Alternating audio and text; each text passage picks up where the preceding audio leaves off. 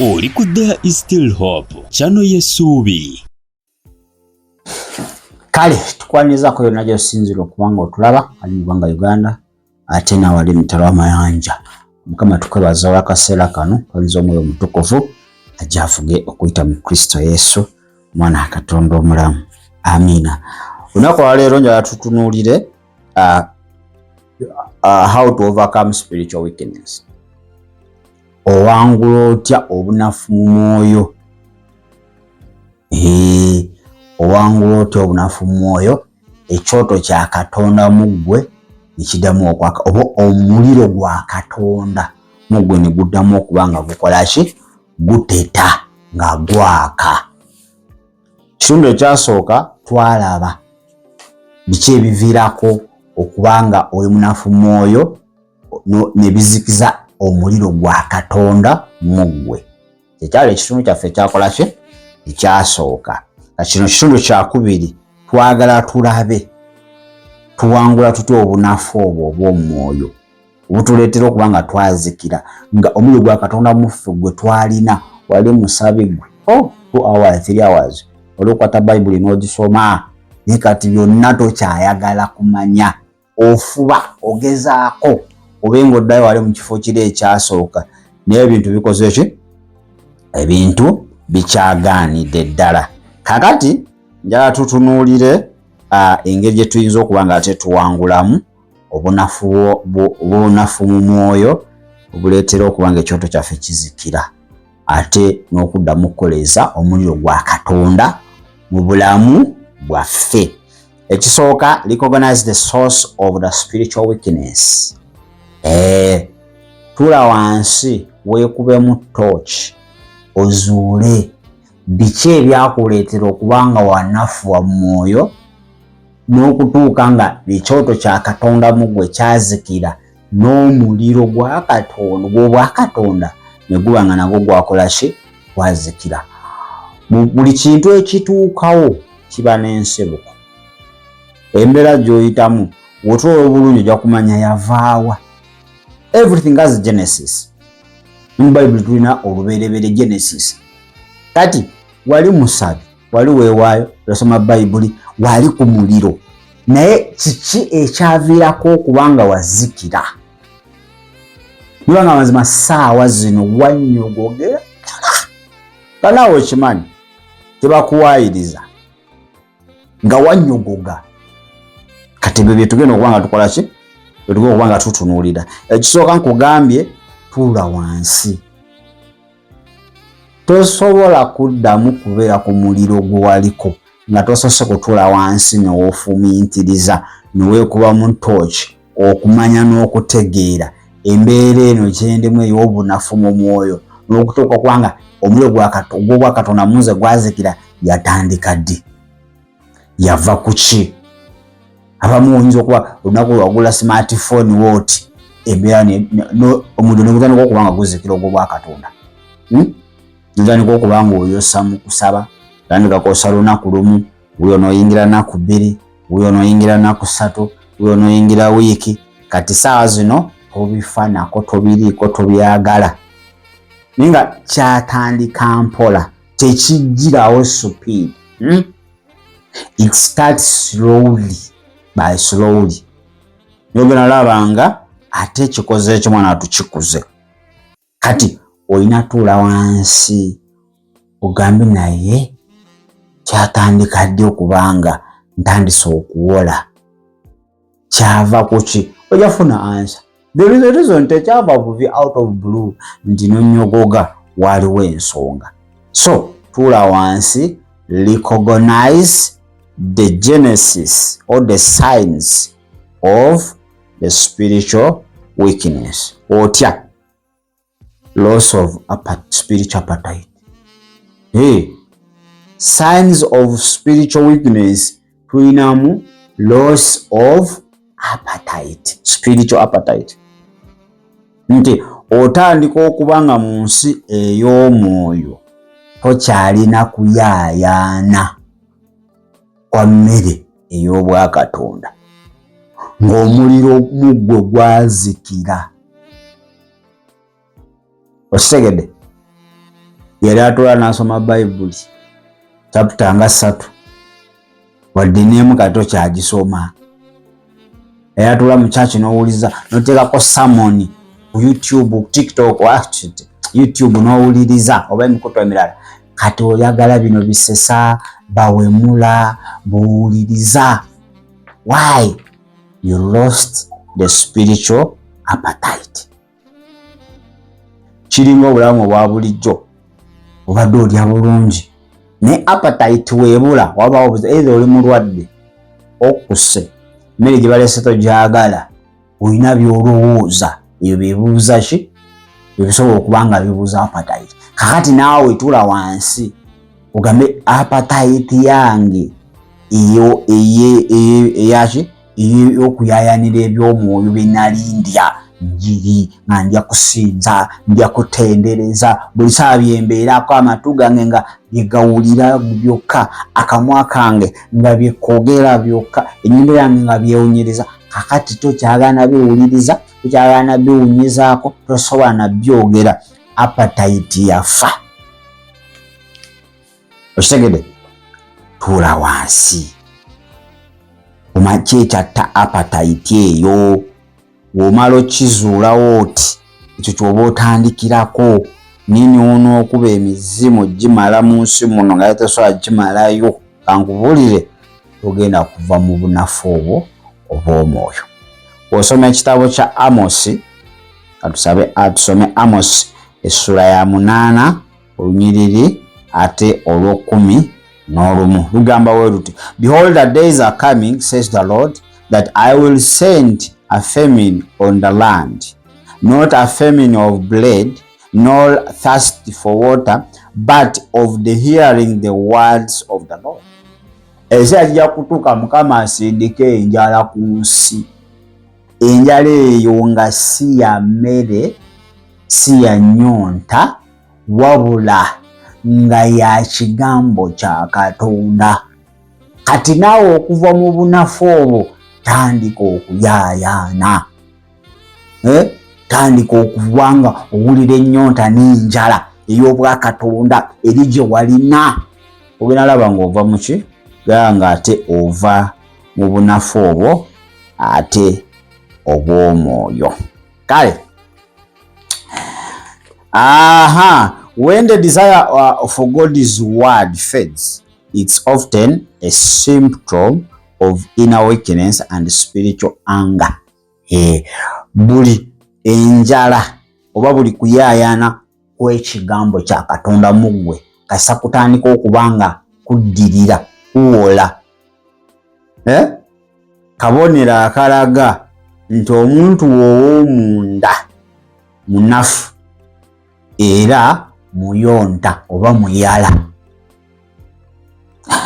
Number 2, inconsistent prayer life. Inconsistent prayer life. Okubanga tolemera ku kyowaliko. Wagamba buli saa 8 ojaza okukanga osabe wakikolako naku 3 n'okivaako. Okitegedde? Wakikolako naku 3 n'okivaako kati kyakiriko. Ebintu obitandika n'obikomya mu kkubo. Naye ate ebigenda okujja ku Katonda obiremeddeko muganda wange. Data simu yo tesobola kuggwako data naye nga byolaba tebikuzimba. Naye tosobola kumbu simu yange eweddeko data n'owulira bwembula kuba obadde owuliriza njiriwa tekikuluma.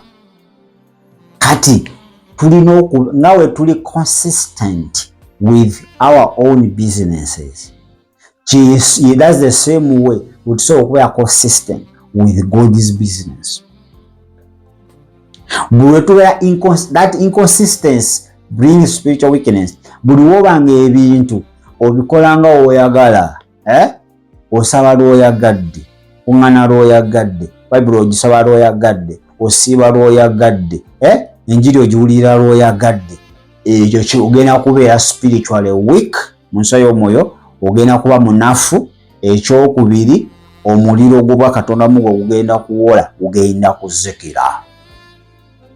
Kitegeera? Luka 18 tandikirawo agamba atya, Then he spoke a parable to them that men always author to pray and not to lose heart. Okusaba obutakoowa. Lwaki okoowa? Buli bwolekera oba buli otandika okuddirira mu kukola ky'obadde okola eky'obwa Katonda, kitegeeza otandise okubeera omunafu mu nsi ey'omwoyo. Era n'omuliro gw'obwa Katonda guba guwoze mu ggwe. Inconsistency. Okitegedde? So, a struggling prayer life often reflects a disconnection or disconnect from the power source, that's God. Inti buli wobanga olafubana mu kusaba. Waita olafubana. Yekati olafubana mu kusaba, olafubana mu kuwuliriza enjiri. Byakika bbiri owulira oluddewo nnyo tebikukolera bikubbowa. Ne TikTok ozibya. Olafubana mu kusoma Bayibuli. Wali osoma Bayibuli nga tokoowa bagaba nigwe tolye n'essaawa zino nga ate obudde obulina. Ate wali ogisoma nga tobulina nabuli naye nga weegulira ebbanga. Naye kakati obulina naye ate tosobola ki? Tosobola kubanga ate ogisoma. Wali osiiba tokyasobola. So ebyo woobiraba mu bulamu bwo bye wali osobola okukola nga tokyabikola obikola kyalumulumu, manya nti wakutulwako ku nsibuko y'amaanyi nga ye Katonda. You are disconnected.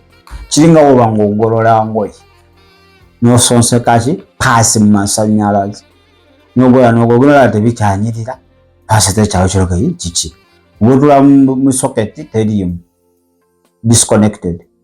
Obanga mwenuwe nga amasannyalaze gagenze. Kati spiritual weakness kabonera akamu akalaga nti wakutulwa ku nsibuko yaki y'amaanyi nga ye Katonda, wawola omuliro. Wakutulwa ku nsibuko y'omuliro. Okitegedde? Kale, number 3, discouragement and tiredness or weariness. Buli bw'obeera mu kukola ki okubanga omalibwamu amaanyi. Discouragement nga abantu bakumalamu amaanyi buli ssaawa. Buli ssaawa nga abantu bakumalamu amaanyi, owulira ozitowereddwa okooye. Ebyo nabyo bisobola okuviirako okubanga oddirira mu mwoyo. Tulina abantu bwe batyo. Nga tekyayogera kintu kiri positive gy'oli. Buli kyonna kikumala mahana gw'onoosobola gw'olwate gw'olwotyo. Bangi. Kati buli w'obeera mu bantu abafaanaganako we batyo. Buli w'owuliriza abantu abafaanaganako we batyo. Omuntu ow'omunda agenda kukubwa. Omuliro gw'obadde olina gugenda naye gwe ng'osiibirira nnyolooza ebyo bikola. Ffe twasiiba wano. Gwe ng'osaba olowooza w'osaba ennyo Mukama n'akuwulira. Katonda n'osaba dakika 2 akuwulira. Ogenda nze sisaba nnyo naye kati lina musaba kino n'ampa. Ogamba wamaaso kusaba nnyo ng'otandika okuba ng'okola. Naye ate buli muntu alina peesi ye gy'aliko. Buli muntu alina ranka ye mu nsi y'omwoyo gy'aliko. Nyiza okuba nze ku ranka eyange ng'ekyo kye nsobola okukola nga kinteekeddwa. Okitegedde? Ng'ate gwe ku ranka eyo byebyo by'oteekeddwa okukola. So, buli w'oweetooloola abantu abamalamu amaanyi abakuleetera okubanga okoowa n'okuzitoowererwa mu mutima, omuntu ow'omunda ogenda kuddirira. Era n'omuliro ogw'obwa Katonda mu ggwe gugenda kuwola. Kati gezangako nnyo okwewala abantu abafaanaganako we batyo. Gezangako nnyo okutuula wansi otandika okuba ng'okuba tooki. Baani abakuzimba, baani abatakuzimba. Baani aboogera ebigambo ebikuzaamu amaanyi, baani aboogera ebigambo ebikumalamu ki amaanyi. Baani abakuleetera okuba ng'okoowa n'okuzitowa mu nsi ey'omwoyo, baani abakuleetera okuba nga ate oboostingibwa oba nga ate oyimuka mu nsi ey'omwoyo. Awo okole okusalawo. Abantu bwe batyo okole ki? Abantu bwe batyo osobola okuba nga ate obeekutulako. Abagalatiya essuula ejja kubeera ya 6 ate olunyiriri lujja kubeera lwa 9. Abagalatiya 6:9 agambawo ati, And let us not grow weary while doing good, for in due season we shall reap if we do not lose heart. Kati ebyo ebigambo boogera bikuleetera okubanga okeneterwa mu mutima gwo, you lose heart. Okusala n'okendeeza nandi bagala kyosaba nnyo bakuyise nalwoyo bakuyise buli kigambo kyonna, then n'olugesanga n'okenetererwa n'ogwamu essuubi. So abantu bafaanaganako we batyo, sit down, identify them, pushing aside. Spiritual weakness leads to emotional and mental fatigue, which can make you feel like giving up. Okubanga oli munafu mu mwoyo kikuviiramu embeera y'okubanga mental ngo owulira okooye mu endowooza zonkoowu. Tegedde zitowereddwa ziri so heavy. Okakananga ate okoze ki ate ng'obivuddemu. N'ekinaasembayo struggling with sin and temptation. Buli w'oba nga olafubana mu kibi n'okukemebwa nga bikwezinzeeko bikukozeeko omugugu, bisobola okuleetera okuba nga ate omuliro ogw'obwakatonda mu ggwe ate gukola ki guwola. Katusome Abaluumi 7:19 paka olunyiriri olwa 24. Agamba wati, for the good that I will do I don't do, but the evil I will not to do that I will practice. Now if I do what I will not to do, it is no longer I who do it, but sin that dwells in me. 21. Tugenda paka kumeka 24. I find then a law that evil is present within me, the one who wills to do good. For I delight in the law of God according to the inward man. But I see another law in my brothers, warring against the law of my mind, and bringing me into captivity to the law of sin which is in my members. Which is in my members. What a world man I am! Who will rescue me from this body of death? Ono yali Pawulo nti wenjaba okukola ekirungi sikikola, wenjaba okukola ekibi kyenkola, sinze wabula omuntu oyo omubi, the sin, ekibi ekitudde mu nze kyekinkozesa ebyo. So oluusi omuliro gwe tulina obugwo bwa Katonda muffe gwola ne tuddirira mu nsi ey'omwoyo ne tunafuwa. Lwaki? Okubanga ekibi kiremedde mu bulamu bwaffe n'okukemebwa. Buli w'okemebwa ekikemo n'okiwangula olweyongerako okuba ow'amaanyi. Buli w'okemebwa ekikemo ekyo ne kikuwangula kikunafuya. Ekibi we kijja n'okiwangula oyongera okuba ow'amaanyi mu bulamu. Ekibi we kijja ne kikuwangula kikunafuya. Ate ne kizikiza omuliro ogw'obwa Katonda oguba ogutudde mu ggwe.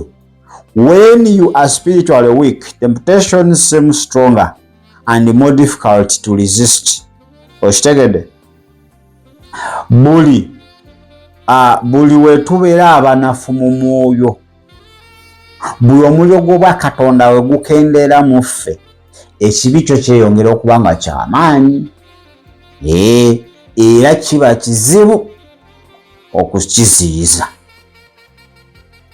Ekyokulabirako, Elijah after great victory on Mountain Carmel felt weak and depressed, even asking God to take his life.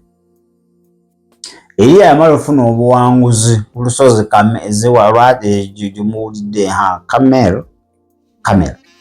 Kale ojjukira story banabi ba Baala we yategeka nti katukoole Katonda bw'anaanakuza omuliro nga ye Katonda gwe tunaasinza.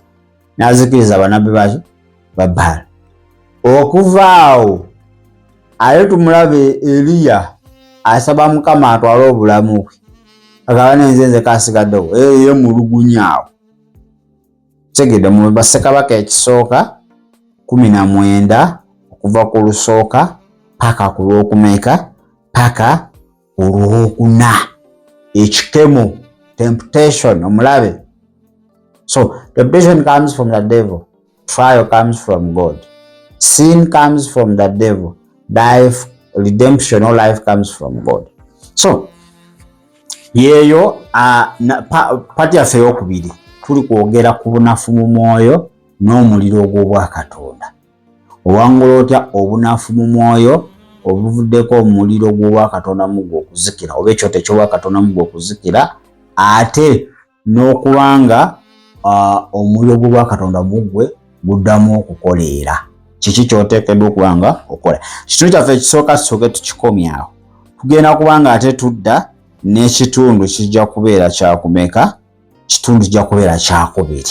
Tulabe engeri gye tuyinza okuva mu bunafu bw'omwoyo, engeri gye tuyinza okuddamu okukuma ekyoto kyaffe nekyaka, n'engeri okubanga omuliro gw'obwa Katonda mu ffe teguzikira. Biki bye tuteekeddwa okuba nga tukola? Kitundu kijja kubeera kyakusatu. Eno gundi topic eno egenda kuba n'ebitundu ebiwerako. Nsabyewo biwulirize bijja kukola ki? Bijja kukola bulungi. Kama nkwebaza olwa buli section omu abadde alaba, era omwoyo omutukuvu kaafuge mu bulamu bwaffe okuyita mu Kristo Yesu Omwana wa Katonda omulamu. Gamba Yesu nkwebaza olwaleero kubanga onkuumye nkyali mulamu. Nkuwa obulamu bwange wewe omulokozi era Mukama waabwo. Onyambe nsobole okuba nga ate nyimirira. Obunafu bwonna bwe mbadde nabwo nsobole okuba nga ate bunvaamu. Ekyoto ky'obwa Katonda mu nze kiddemu okuba nga kikoleera. Omuliro ogw'obwa Katonda gube nga teguzikira mu bulamu bwange okuyita mu Kristo Yesu Omwana wa Katonda omulamu. Amina. Kaneetolemuko katono nja kudda n'ekitundu ekyokusatu ekya topic eno ey'okuba nga ate tuva tutya mu bunafu obw'omwoyo. Shalom.